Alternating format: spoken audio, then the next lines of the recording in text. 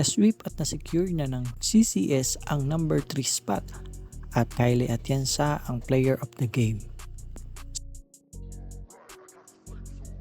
Sa opening frame ng set 1 ay nakuha nga agad ng Thunderbells ang unang puntos, ngunit agad bumawi ng puntos ang Cool Smashers. Nang makalamang ang Creamline, hindi na pinahabol ng Team Cool Smashers ang kalaban.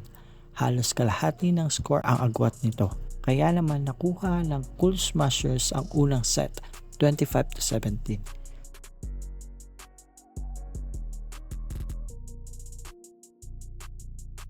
Starting pa lamang ng set 2 ay palitan na ng magagandang defense at attack ang ginawa ng dalawang koponan.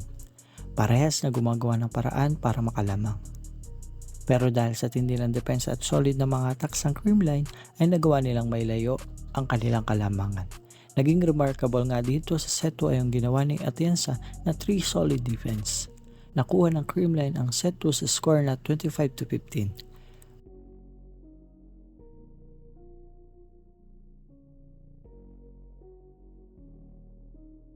Dito sa set 3 ay maagang naitala ng Thunderbells ang kanilang unang 2 puntos. Subalit gumawa ng paraan ng CCS para makahabol.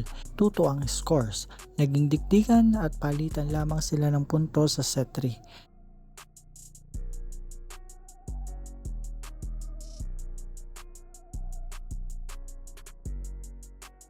Nakaunang makaabot ng 20 points ang Thunderbells at sa buong game ang Thunderbells ang kumokontrol ng laro.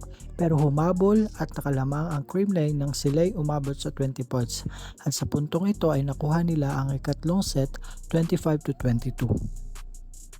Panalo ang Creamline sweep 3-0 against Suscoppy Thunderbells.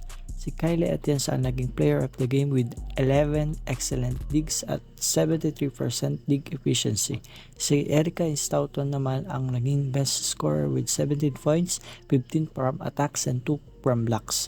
Sa ngayon ay secured na ng CCS ang number 3 spot at nakatakdang lumabon ulit sa August 27 kontra Petrogas Angels. Like, follow, and subscribe, NetPlayPH.